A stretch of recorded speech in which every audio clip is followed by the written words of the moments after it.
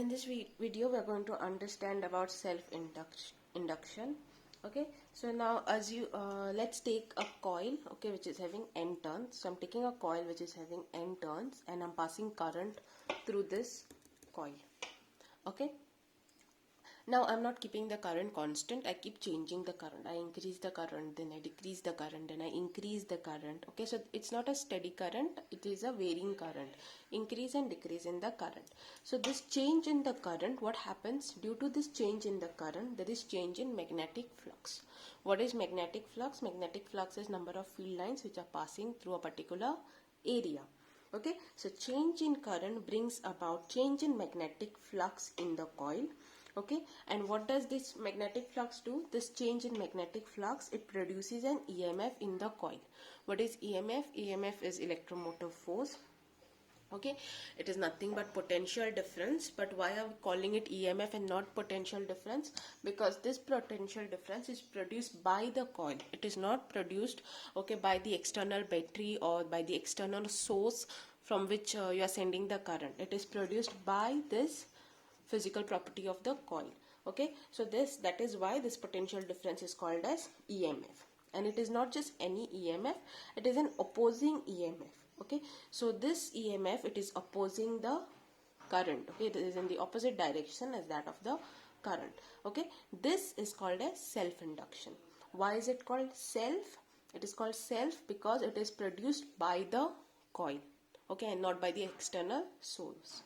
Okay, so self-induction is change in current, okay, which is bringing about change in magnetic flux of the coil, okay, which brings about opposing EMF in the coil. So this is self-induction, and this is written as phi B. This is magnetic flux which is directly proportional to the current.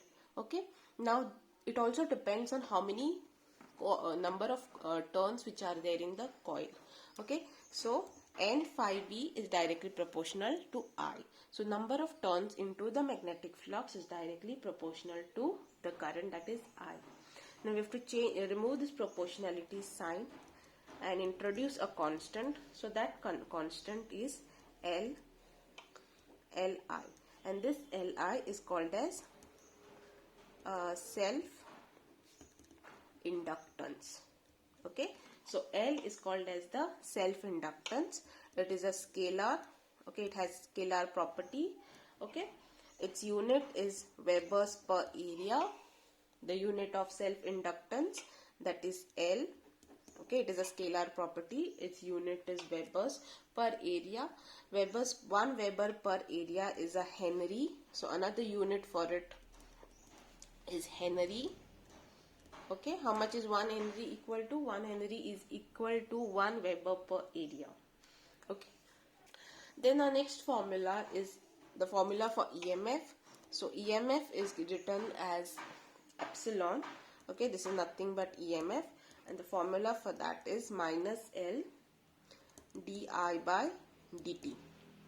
Okay, so EMF, that is epsilon, is equal to minus self-inductance, that is L, change in current by change in time. Okay, change in current with respect to change in, okay, the negative sign, it tells us that the induced EMF, so the negative sign is telling us that the induced EMF is always opposing, okay, the change in current, okay, the increase or decrease in the current.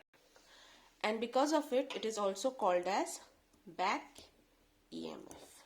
Okay, because of the negative sign, it is also called as back EMF. Next is the formula for self-inductance. Self-inductance formula is given as mu naught N square A L.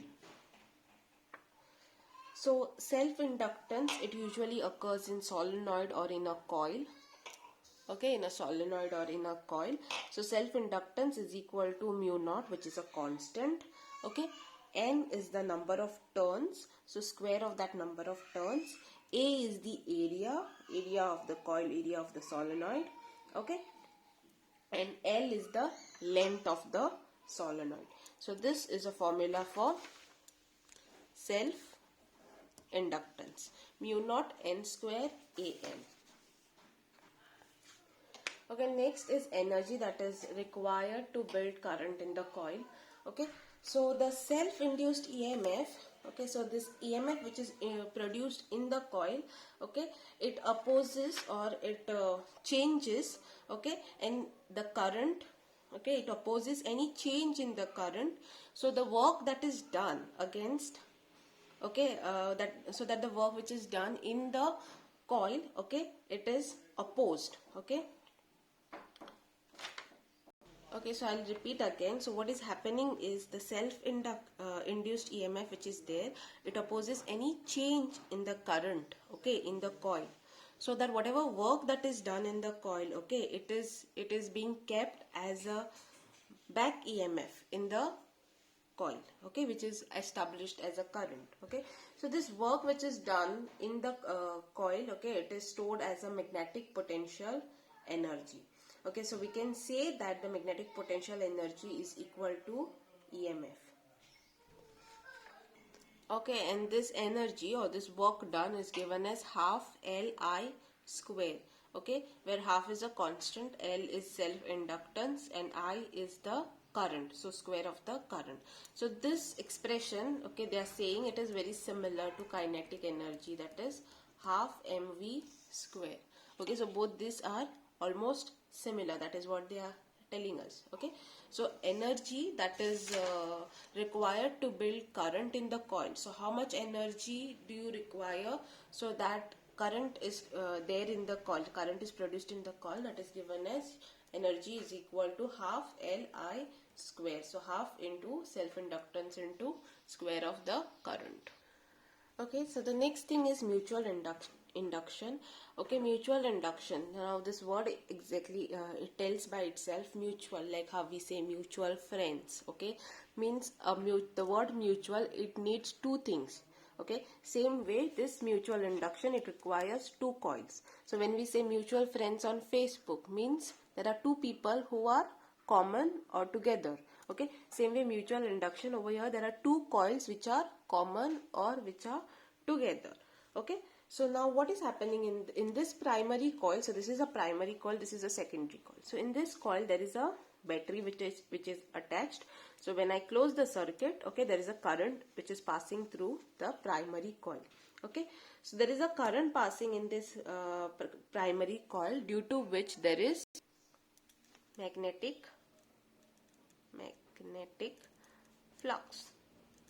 Okay, so when current is passing through this coil, okay, due to the current which is passing through this coil, there is a magnetic flux that is produced in this coil.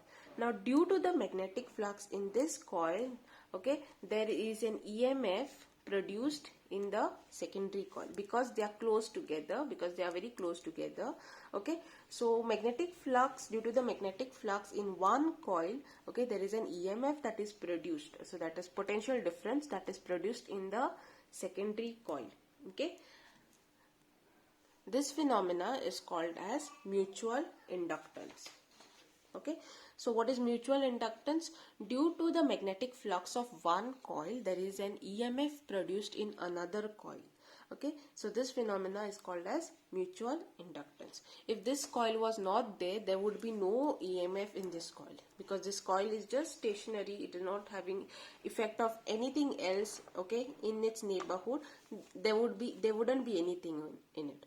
But because there is this coil and there is a current passing in that coil, okay, because of this current there is a magnetic flux, and because of this magnetic flux, okay, the current and magnetic flux, there is an EMF which is produced in this secondary coil, and this phenomena is called as mutual inductance. Okay, so just like self-inductance, the flux is directly proportional to the current. So if you increase the current in the primary coil, the flux, okay, magnetic flux will increase. If you decrease the current, this flux will decrease. Okay, and therefore I can, removing the proportionality sign, so phi b is equal to mi, where m stands for mutual inductance. Okay, it is called as the mutual inductance or coefficient of induction. okay, of the two coils.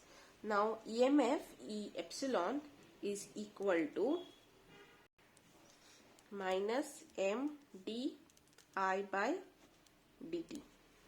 Okay, so the EMF in this coil, so how much EMF is there in this coil, that is given as minus M, that is mutual inductance, okay, rate of current by time, okay, d by dt is change in current with respect to time.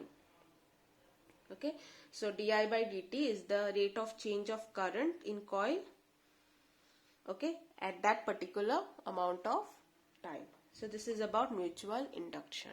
And the last part is AC generator. This AC generator, we are going to learn about it in detail in our next chapter, that is AC current. So continuation of this chapter, that is electromagnetic induction, is the AC current. So we will do this AC generator directly in AC current chapter. It is given to us in detail. Okay, so with this we end with our chapter, that is electromagnetic induction. Thank you.